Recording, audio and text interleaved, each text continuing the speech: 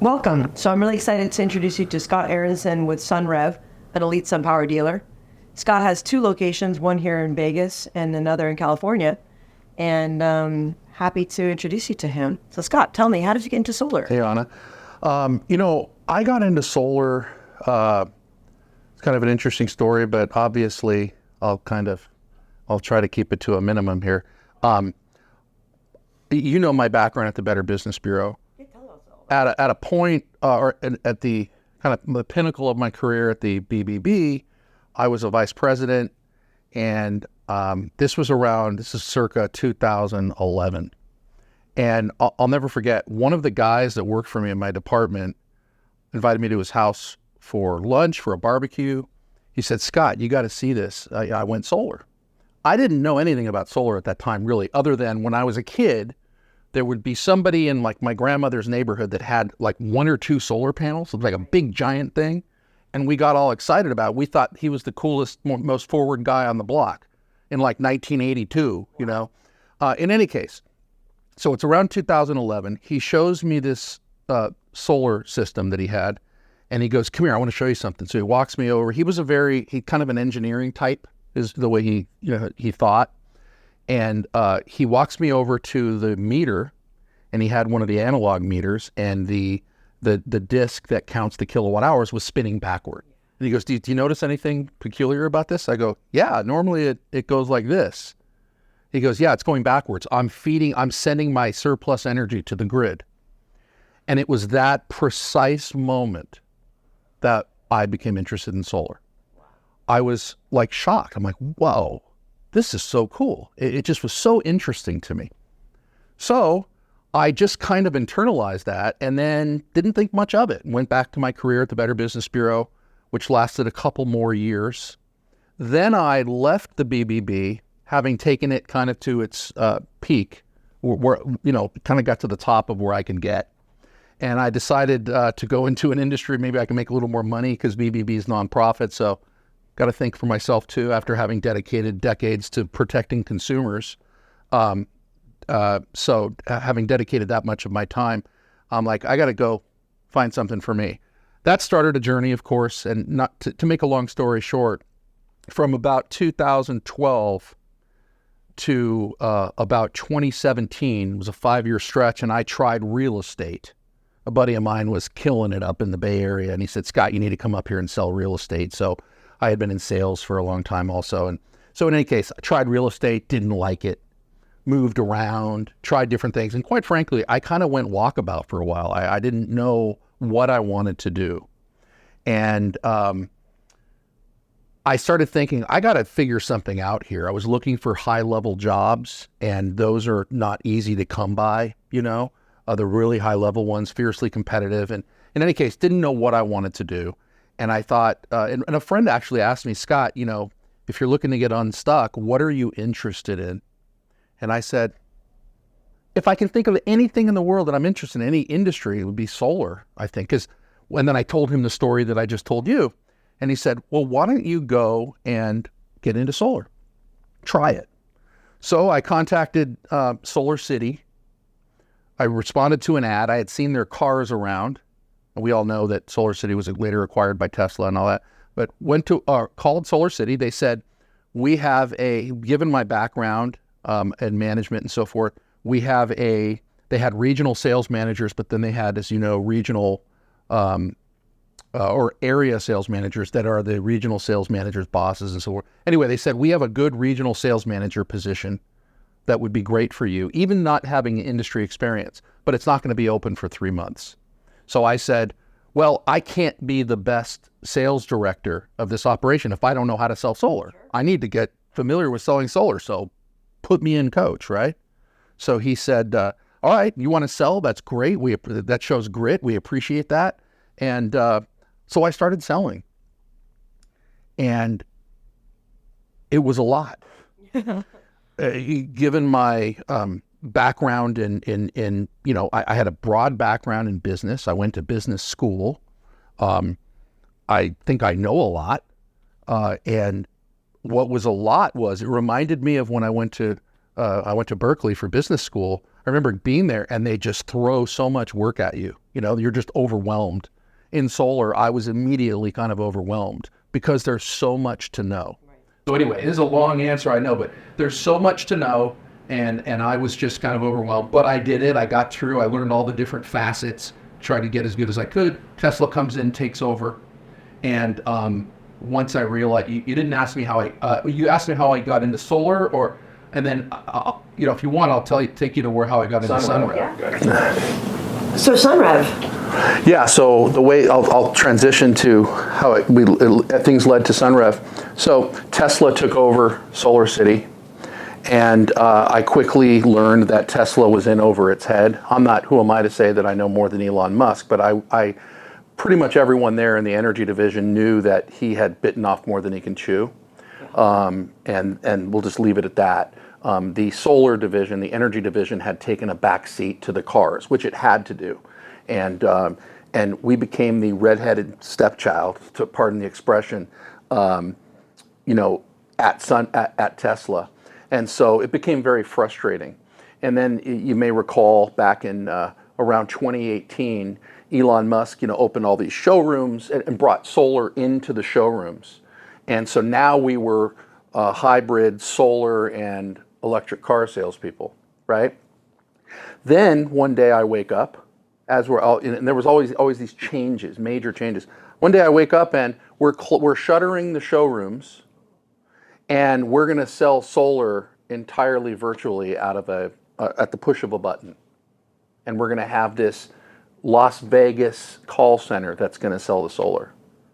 So we were like I had made it through all these layoffs, and we were still on staff. They were trying to figure out how to use us. But one day I woke up and I told my wife, Talene, I said, I can't stand this anymore. I never know one day to the next what's going to be happening, and it's just not. This isn't good for me. And she said, why don't you just start your own thing? Why don't you figure out how to sell in the industry on your own?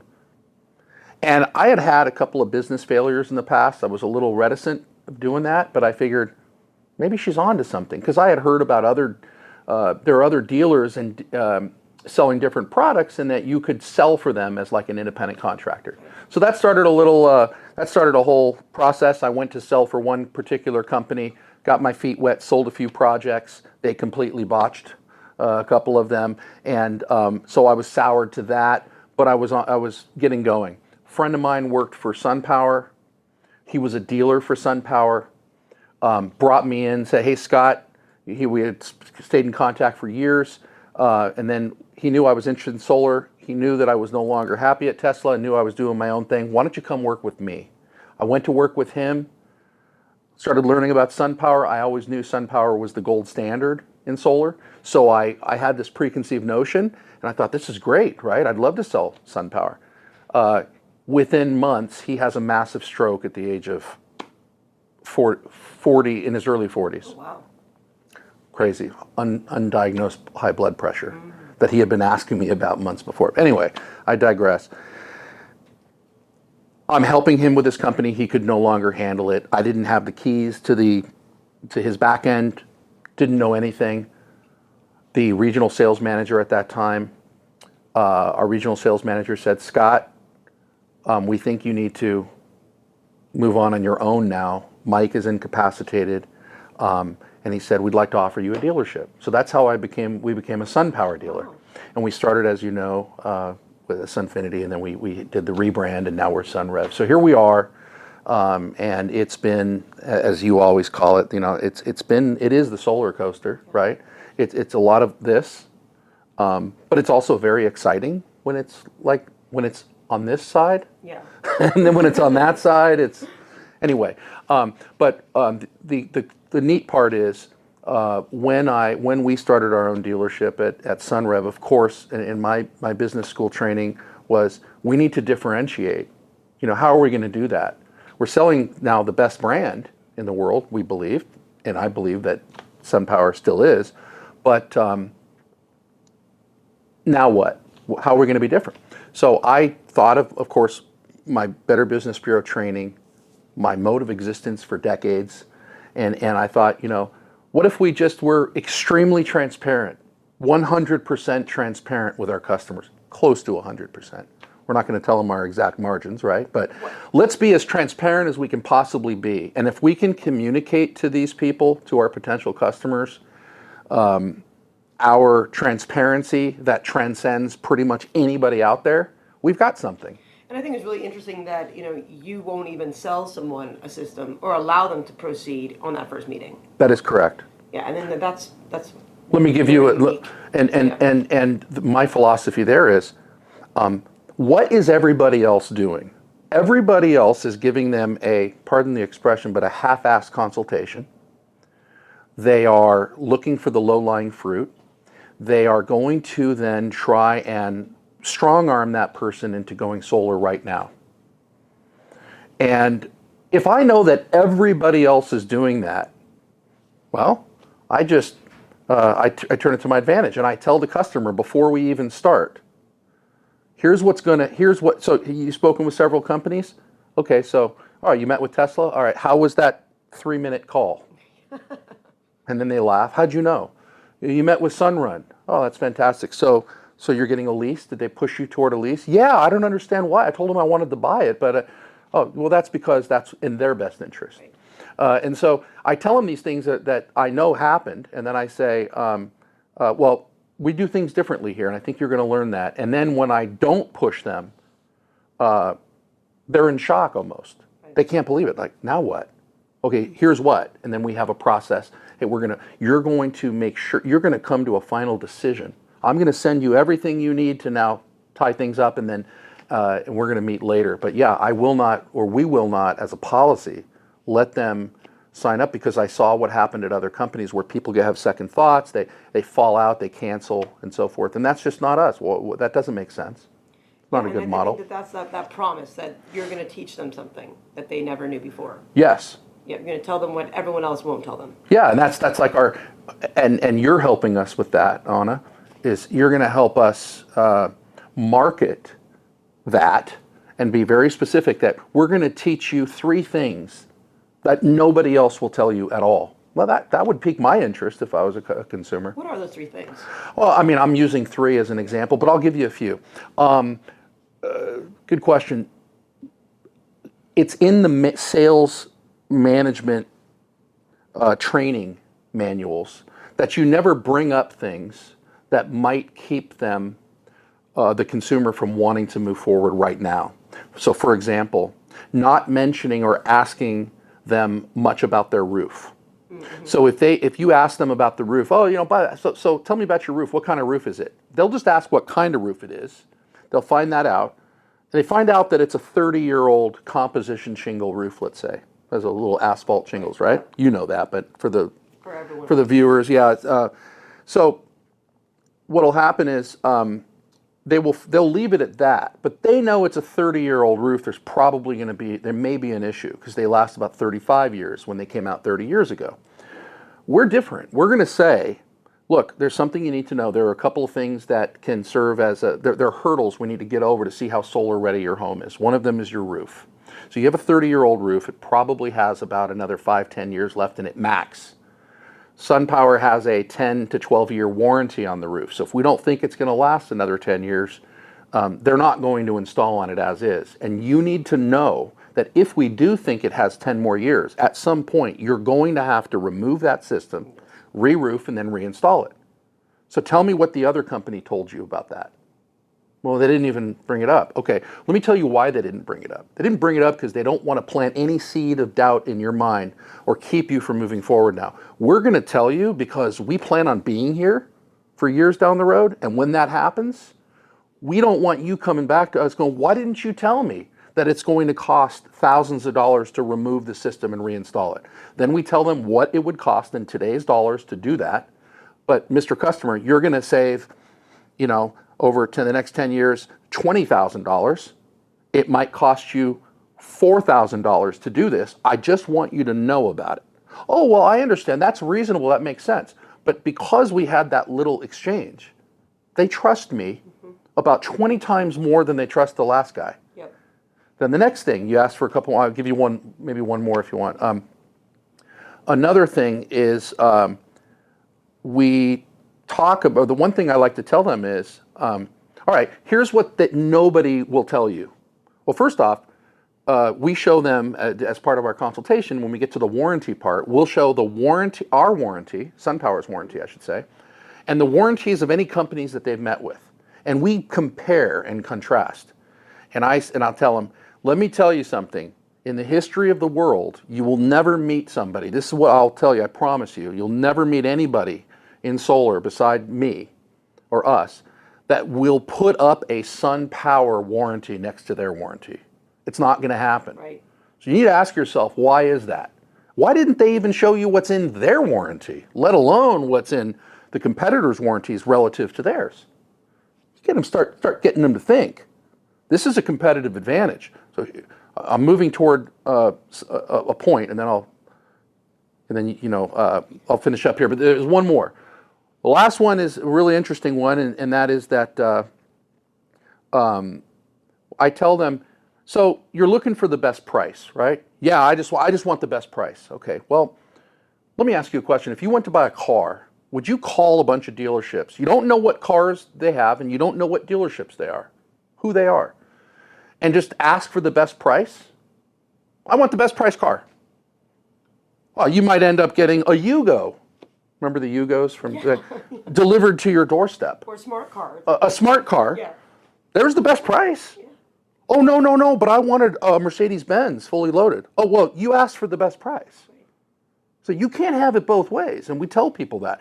The reason why you think that, Mr. Customer, is not because you don't know anything, it's because how could you know? Right. Solar panels all look the same, right? They look like they're all the same. Why not get the best price? But it's about the best value. And what these people are banking on, they're actually, these other businesses, and this goes hand in hand with credibility or transparency, these other businesses are actually hoping that you want the best price, because that's where they operate. Yep.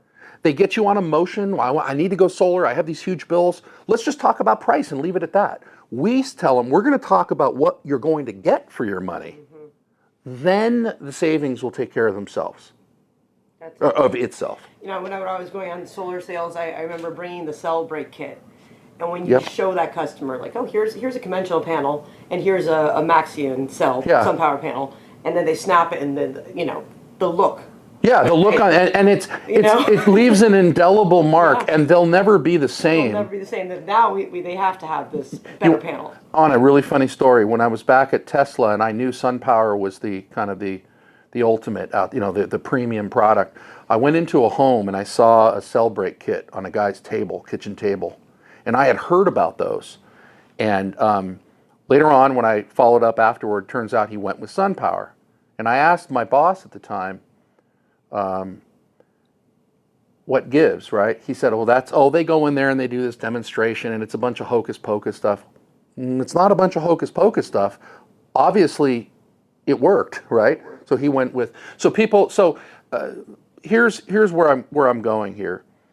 It's that businesses cut corners and cheat, so to speak, because they think they have to make a better profit, to make more money.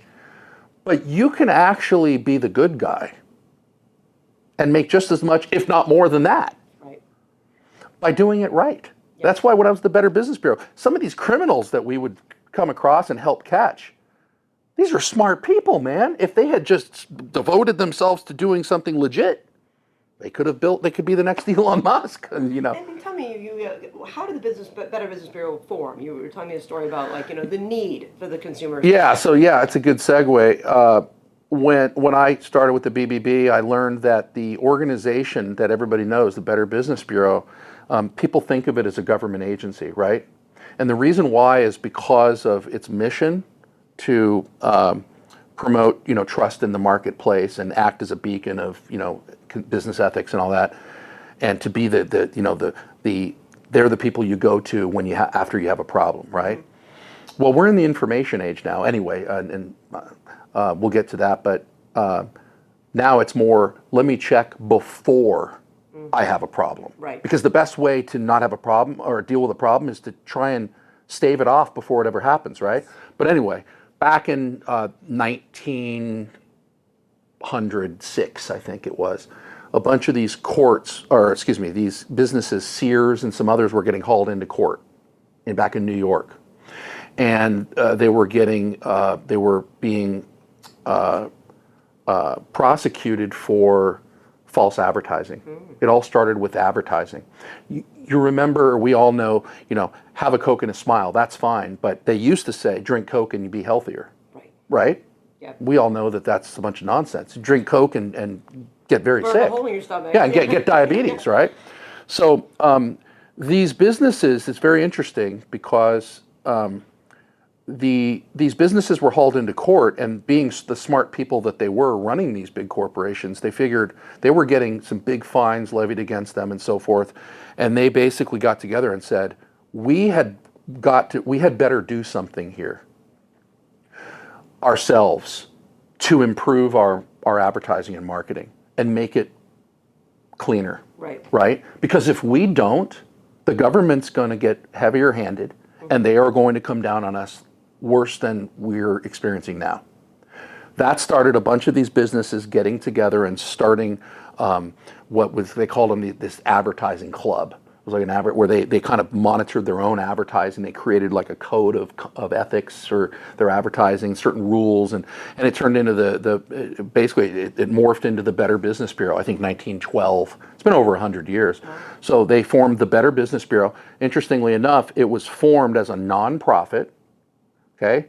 It's a business organization. It's not a branch of the government. People think it is, again, because they work with law enforcement agencies. The law enforcement agencies go to the BBB, like the FTC will go to the BBB, get all this data on these complaints and everything, and use that as evidence to convict these criminals. So BBB doesn't actually go after the criminals. They serve as a clearinghouse for the evidence to nail these people. And I think the BBB, has changed a lot now with digital marketing. And what are your thoughts about the transparency of now that there's such a high subscription fee for the BBB? Right? Well, my opinion on that, of course, and back to the mission of the BBB, by the way, it stayed as they believe in self-regulation. Because again, if you don't regulate yourself, you're going to be in trouble. And they went to the business community and they said, look, if you pay a fee, it's going to cost you a lot less than getting your butts sued and dragged into court. So join the organization, and you will also eventually be seen as subscribing to these higher standards. So the BBB continued on with that membership paradigm, right? That model.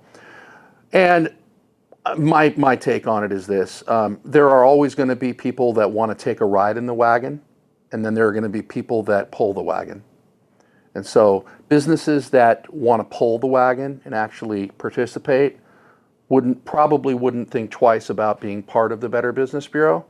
I know for a fact that side by side, two companies, all else equal, one is accredited by the BBB, one is not accredited. The one that's accredited is going to get the business more times than not. Yes. So why would you want to give up that opportunity to another company just because you're in protest don't want to spend $500 a year? And when you think about Yelp, as a for instance, who just had lots to say about, but now they're charging companies $1 a day just to have a logo, and on your profile. Yeah. And then the consumer's protection. How do I know now? There's no verification that you do own this business, so anyone can start a page and put up a logo and pay Yelp. There's no EIN certification that this is the business owner. Yeah. And even when you've had experiences with even Google and reviews being correct and how very frustrating. Yeah. So I think that's one of the other benefits of the BBB is that they will take it. You are verified. Yeah, you're paying. Some people think that it's a pay to play situation. It's not. No. Yeah. Because you can have a rating up to A+ even if you're not accredited. Right. Being accredited, though, again, in the eyes of the consumer, many people would get accredited with us because I would just tell them one simple thing. They'd say, well, I don't think I need to spend $500 a year and I say, I think that's great, and I don't think you need to do it for yourself either. But really, it doesn't matter what you think. What matters is what your potential customers think. Do you think they're going to be more likely to do business with you or less likely to do business with you in this market where nobody trusts anything? It's like a free-for-all. So the BBB being nonprofit is going to limit the fees and the this and then that. When you start getting into the for-profit realm, not that you can't have both, but it starts to become more difficult. You can have profit and still have a good model, but don't get me started on Yelp, because I had a terrible experience with them. I do think that they're pay to play. They are. And nevertheless, I don't trust Yelp reviews any more than I would. In fact, I trust them less, because I know companies out there that are the worst companies on the planet, and they have high Yelp reviews because they pay a lot of money on it. You know, I could be in Hawaii and put in Peoria, Arizona, and look for one of my clients, that their ad would show to me. It's exactly the way that Google does it, right? Where it's recommended that you show your ad to those physically located or show interest in your location. Well, but that's not what you're targeting. You want to target people who are in this location. Mm-hmm. So that's a great way to get bots to click on ads or to dilute your campaign. Yeah, so these other, look, and the consumer, I think the public ends up finding out ultimately over time which of these organizations they are going to place their trust in. But I do think a lot of damage is done along the way when you have these new entrants to the marketplace of reputation management, right? Again, yeah, and I think the fear, now I have some clients who they're afraid to stop advertising with Yelp because they think that they'll drop their star rating. And it happened to us. Yeah. We stopped spending money with them. Within 48 hours, our good reviews were gone. Several of them were gone. Let's quit. And they claim that, it was by accident. It's just our algorithm. Yeah, your algorithm, part of your algorithm is if they're not paying us, we're going to downgrade them. I believe that 100%. I think we all know it. Most people know it in business. And the ones that, there are still plenty of companies that pay, right? Because they know it. They can be part of Yelp. They can have they can have an F rating at the Better Business Bureau, right? Where they actually have standards and they vet companies to a certain extent. And that same company could have a 5-star rating at Yelp. Right. So, right? Yeah. Who are you going to trust? And none of their data matches. I mean, I've been going back and forth with them, about when you do advertise, there's a couple things that it's website clicks, right? Okay, whatever. There's in messages inside of Yelp, right? But they won't give you the customer's email or phone number. So the only way you can communicate with this lead is through the Yelp platform. Mm-hmm. Right? I remember that. Right. Yeah. And then there's this, and that's from this free quote form. But when you do the free quote form, then at the end of the quote, so I could come look for SunRev. I mean, I want to request a quote, and then at the end of that, they're like, "Oh, do you want quotes from all these other companies?" Right. Well, no. I mean, yeah, that's great. Yeah, you're going to advertise. My advertisement is brought somebody in that I'm paying for it tonight, so you can go sell that information to 14 other companies. Right. That's fantastic. You never hear back, and so, but the website clicks, the phone calls, and the in messages, none of the data match, and they're like, "Oh, there might be a problem with." There might be a data glitch. Oh, you think? I mean, and then later they're like, "Oh no, we think it's correct." I'm like, "I'm counting the messages, and they're not correct." Oh, it's probably the date range you're using. I'm like, "It's the same date range that you provided on your software." Yeah, so it's I think that's exactly kind of why I wanted to write this book, and what's actually happening now. I think we need to do it again. The advertising community needs to get some regulation around online marketing because there's no third-party oversight online. And for no, I will tell you that the BBB has morphed, or has evolved. A couple of things. They have evolved to where they do have an online presence, and they do monitor websites. I'm not sure how familiar you are with the BBB's. It used to be called the Online Reliability Program, but just so you know, businesses that become accredited by the BBB, their websites are checked. They have to have security compliance. Yes. They have to have their policy. I think the TCPA thing, like you did for us. Mm-hmm. Yes. I know you know what's required. I don't know all this stuff. That's why we pay you. But in any case, the BBB does do more than a lot of other organizations that I'm aware of, right? Oh yeah. And they will not approve if somebody does e-commerce, they have to have certain. Get security and disclosure, all this stuff. So they do. There is some oversight, right? And people trust the BBB.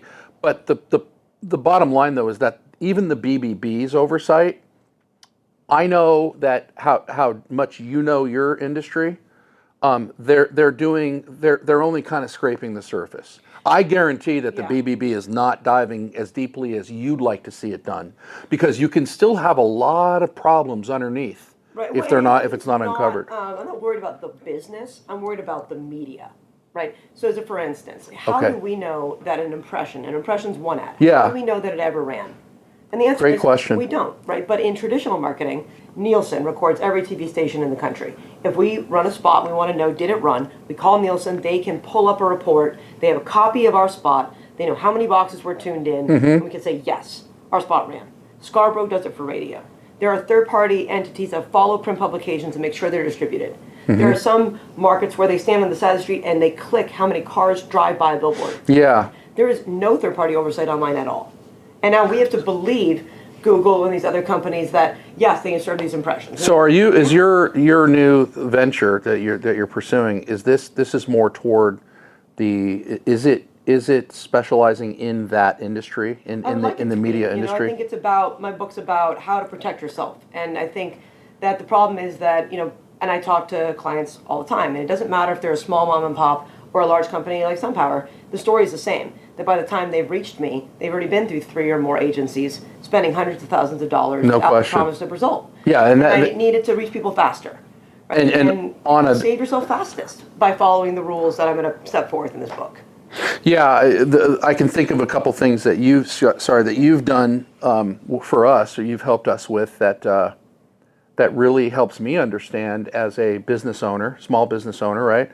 It's that, in this media planning, you're talking about media planning, in these big departments of these big corporations, they demand, these big giant companies demand to see, they're all about numbers. They want to see everything. So anybody that gets in bed with them, right, or that wants to sell them TV spots and so forth, they give them all the data, right? When it comes to the average business out there, we did that mailer. You did some mailers for us. How about this? Now, I know that they went out because I already knew, we had some responses, but how do I know that the mailers even went out? Right.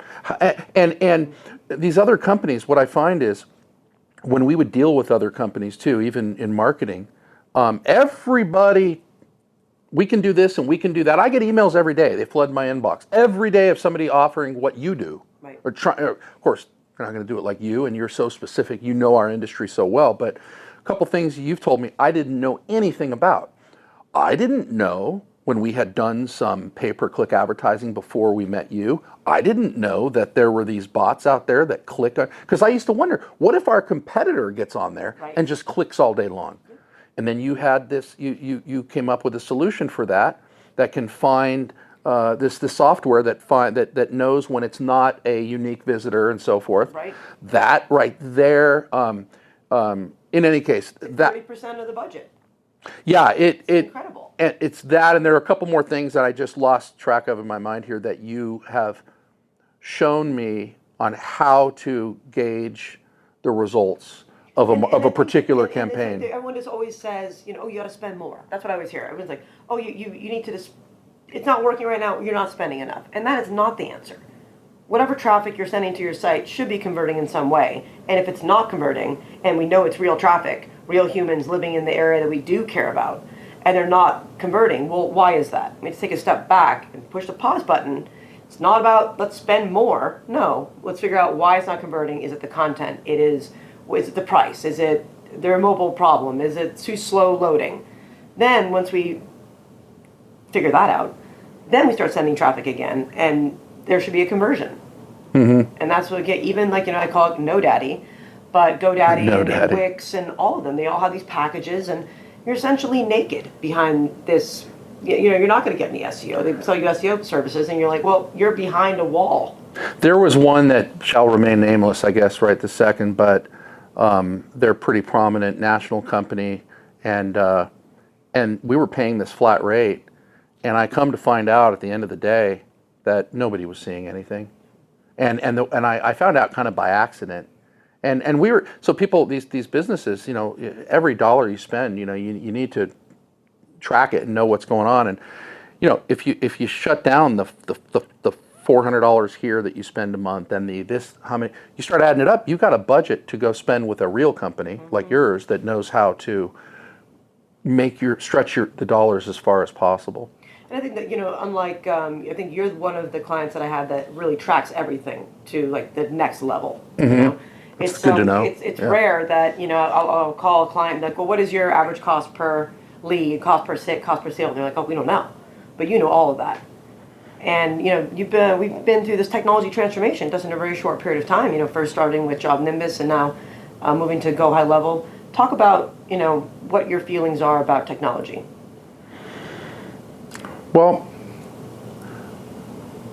a couple things, and I don't want to digress. I want to answer the question directly about the technology, but I will say that I want to tell you one of the worst things, and there's this formal term I learned in business school called information asymmetry, and what it means is it means what it says: information asymmetry. It's not symmetrical, meaning anytime you have a consumer or a business that doesn't have the access to full information both ways, somebody's at a disadvantage. And that actually hurts free commerce. You know that? It hurts capitalism. Because one of the tenets of capitalism is that everybody has information available to them and is educated to make the best possible decision. So so you're asking me about information. When we position ourselves as being a cut above as far as being totally transparent, right? We are removing what was our advantage, right? And we're coming into parity with the consumer. But in so doing, in removing our advantage that somebody else thinks is an advantage by not telling them things they should know, right. We actually are gaining trust, and we can get you more business. So you're not losing any advantage, you're actually gaining an advantage. That aside, where technology comes in is, I appreciate the compliment and that I learned how to, certain things and how to track them. I'm very numbers oriented and so forth. I wasn't always, but I had to become that way, right? Yeah. Especially with solar, because it's a high customer acquisition cost. You can get out of control real quick. But technology is critical. Technology is critical, and I was telling Talene on the way over here today to the show that you have taken us to the next level. You've added a level of sophistication. I got the best compliment in the world the other day. Did I tell you that? Where a potential customer, he was a referral from an existing customer who had done this incredible deep dive and told his friend, he was a doctor, look, you need to talk to Scott Aronson, period. And he's going to sell you the best system in the world, but you can trust him. I talk to everybody, trust him. This doctor went on his friend's, he said, if Mark told you that, or told me that, that's enough for me. And that's another thing about how, if you do it right? Yep. Anyhow, he complimented me saying that, I can't believe all of your communications. He goes, I get this bio on you. I know something about you before you even call me. So this integrated marketing communications that you've set up for us, I was telling Talene too, it's a, she's in the finance side, I'm sales and marketing, and it's a multi-pronged approach. Everything has something to do with the other. They all work together, right? Integrated marketing communication it's not just knowing how to do media planning or design, or it's everything together. And you have somebody that covers every facet of marketing on your team. So bottom line is, he said that I just can't believe, I went on your e-signature and I set an appointment for myself and all this stuff. He goes, man, I wish I had that for my business. He's a private practice doctor, and I said, you can get that. But I said, yeah, thank you very much. And quite frankly, that guy, there are many people that have said, and they have thought, like, we have 100 employees, maybe we're $100 million company, and that's what they think, because we're not, but we're be neat if we got there. Yeah, but we have the foundation and that level of sophistication that I can know about marketing conceptually, but practicing it today, it's complicated stuff. And the stuff you show me, some of the and all the even the metrics that you have and everything, I can barely get my mind around because can only know so much. That's where I trust you implicitly. And so, yeah, our business has been gone to the next level. And once we solve that big problem that happens to a lot of solar, I think we all face it, is the lead generation. When we can solve that, we'll be able to scale appropriately, but we'll have the processes in place. A lot of companies scale, they have no processes, and they fall apart. They wonder why they go bankrupt. They're a big company. Economies of scale, just like them. Yeah, and you're not going to have diseconomies of scale if you have planned everything properly from the very beginning. Sometimes people might think it might be doing overkill with our processes, but I don't think we are, because we're still improving along the way, and we're growing in a managed way. But you make too many mistakes, you can have big problems. So you brought us into the 21st century, and it really goes hand in hand with our value proposition and the way our differentiation, right? If we don't have technology that matches what we're telling people about us and why we're different, if it's not, our technology isn't up here also, people aren't going to trust that. They're going to think we're just freewheeling it, right? I do. I think I agree that the competition makes everyone better. And I have a lot of friends or clients who are like, well, why do you tell people your secrets? I'm like, they're not secrets. I want everyone to be able to understand and be educated to make the best decision. And then they can either do it themselves, or they can realize that they don't want to do it. Once they see how it's done, they're like, oh no. Yeah, do it yourself. Yeah, good luck with that. Right. Reminds me of the guy who told one of our reps the other day, you know what, I'm going to buy some panels on Amazon and have my my gardener install them or whatever. He knows how to install them. Yeah, my guy said, good luck with that. Yeah. Here's my number. When or call me in a couple years when the thing implodes, anyway. Interconnection. Yeah, good luck with that. So look, there are people that everyone has their core competency, and what you do is not my core competency. So I'm smart enough to pay you guys to do it. Well, we're happy to do it. Yeah, thank you. Yeah, I'm glad. Yeah. Well, I think that's all for today. You have anything else you want to add? No, other than if I like the concept that you're trying to take this thing. And by the way, there was another one that came to mind, Trust E. There's a company called Trust E out there. I don't know much about them. The same idea that you can trust, but I do think that you're onto something in that I think the market is ready for and needs an organization that is trusted, that does more, that this organization, I think, though, needs to communicate to the layperson. Yes. I'm pretty well educated, but I'm a layperson when it comes to this. And so are most people. It needs to communicate to these people what can happen, what does happen, and here's how we're different. Here's how we're going to solve that problem for you. Yep. So I trust you implicitly only because I know you now. But how would I trust that organization to become, why is it going to be better than the BBB? And because none of these organizations are tackling this problem you're talking about to the extent that there's a problem. Right, and we did it, I think it's an exciting time for digital marketing because we've done it in television, we did it in radio, we went through the wild, wild west of all of these different types of media, and now we're consuming, our consumption's changed, and just the basic technology that we have available. It's kind of like when people thought that we were broadcasting live from the moon, but yet you can't use your cell phone in an elevator today. But there was a live broadcast in 1960 or whatever it was. I think so. It's understanding what technology we can use and how it does work is step one in protecting the consumer, right? Like this idea of geo-targeting, right? Oh, you're going to just walk in a building and we're going to be able to serve you ads. It sounds great, but it's not possible with the technology we have today, which is what we've learned. But I think we'll get there, and Yeah, I can only. I'm going to give you one. Well, I guess if you want to end on this, I'll give you one example of how of how like we're affected day to day. This whole leads thing where we're on this quest to find the holy grail of leads, and the problem is that there are all these, as you know, it's a cottage industry, right? There are all these lead companies out there. They're all out there everywhere. They contact me every day in my inbox, and we can get you leads. We're back to the solar game where all these companies are duking it out on price in the gutter, right? They're all just, we can do it cheaper, we can do it cheaper. Let's not talk about what you're getting for your money, but we can do it cheaper. Yep. Keep them focused here. These lead companies are the same way. They are. So we're going to get you leads, we're going to get you leads, you're going to get sales, they're going to convert. It's the same old story. Do you think that any of these companies I've tried, the leads actually panned out?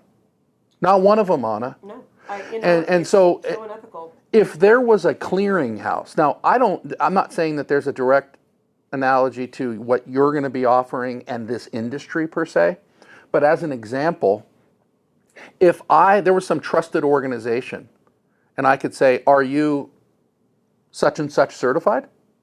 So that I can trust what you're telling, because I don't care what you tell me right now. Why are you different? Why are you different? What do you do differently than these other lead companies? Because you're all the same as far as I can tell. No, I think the best company actually is the one that I trust the most now. Oh, I'm with you. And there are, Yeah. look, I'm sure, I know that there are some legit ones. We just haven't gotten there yet. Yep. But what I'm saying is I've gotten taken off of my path by these companies out there that are Money grabbing. full of crap, Anna. are. And so what I'm saying is, in this industry where business owners like me are, let's just change it to a different industry or to in media buying, right? Because we're buying leads, it's still marketing, right? Yep. In media buying, if you don't know what underlies what that company does, how the heck do you know that the money you're spending isn't good, throwing good money after bad? Yeah. You don't know. You don't know. And if I knew that there was some body that I trusted somehow, that's a big marketing effort, of course, to undertake, but that I'll leave it to you. There are good guys out there, so I think that's the underlier here is that, there are like Criteo and there are trusted companies. By the way, I'm speaking more of the smaller ones that creep up and that. Oh yeah, and it's easy. Even now we look up to some of these big companies, but we looked up to Google, and now we can't trust them. And some of the big ones lose their way, right? Yes. I dealt with one of the bigger lead amalgamators, and I think that they lost their way. Like Solar Reviews, we used to all trust them and look up to them. Yeah. In the industry, and now they are making it impossible to trust them because they won't allow us any control. Anna, I remembered the other thing. Yes. Before your viewers have to hear this. You have to hear this. I remembered it. So you told me, and I never knew this. When we buy leads from, I'm not going to say where, but we buy the bulk of our leads. You told me once. You said, those calls are recorded. I never knew the calls were recorded. So when I would find out that a lead wasn't really a legit lead, how would I have known that it was legit? I'm going to spend hundreds of dollars on this lead. I found out from you one time and a couple times I've said, I want to hear the recording. Yep. I want to hear the conversation. Right. Oh, well, we don't have that recording. Really? I'm sure you don't. So when I find out they don't have it, but curiously I got the refund, right? Yep.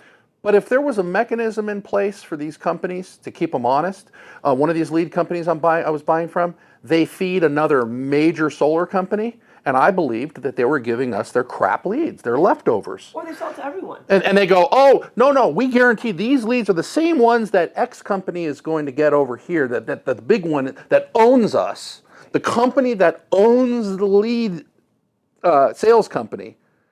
I'm to believe that they're not cherry picking those leads? Yeah. I don't believe it. And so to your concept, I wish that there was something like out there where I could just go, oh, all right, so I see that. All right, I'm going to give you a shot because I trust you that you're part of this organization or you've been vetted. Exactly.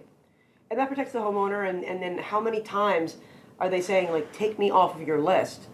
And they don't take you off the list. And now they're playing games with the solar company and they're like, you had to send someone out to the house because to tell them off in person. We've heard that too. So it's just creating all this distrust at a time really where the world can't afford it. Like we have to move toward renewable quicker than ever. So the industry becoming so shady right at the time where we need it to be the most transparent that it can be is a hurdle we're going to have to overcome. Well, what you're trying to do is take on. It's a big undertaking, right? You're biting off a lot. At the same time, it's actually what you do. If this thing works and you develop it, it's going to help make this part of the economy more efficient. Yes. And when you have efficiencies, you have a better, more functioning, it's a better economy for everybody. It is, like what we call it media noise. Think about how many ads you see a day, right? And you only really want to see the ones that matter to you. Like, I don't want to see a power tool ad, and you don't want to see a diaper ad, and those are just things we filter out in our mind. Well, hopefully we will see a diaper ad one of these, in the future. Yeah. Anyway, go ahead. Yeah. Well, I'm teasing. Normally, I don't want to see a diaper ad. No, more normally, yeah. But and so by giving the customer really what they want to see, that makes everything more efficient. There's less noise for the individual, and then for the company, it's cheaper to target. Yeah. Everybody wins in the Everyone end, wins. except for the criminals and the people that want to do it the wrong way. Right. But the rewards are great for the people that want to do it the right way. Yes, indeed. So. Well, thanks so much for to learn more. You visit sunrev.com.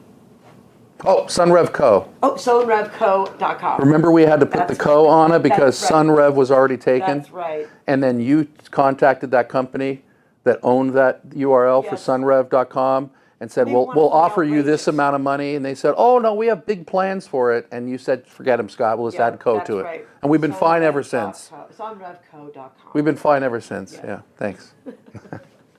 Okay.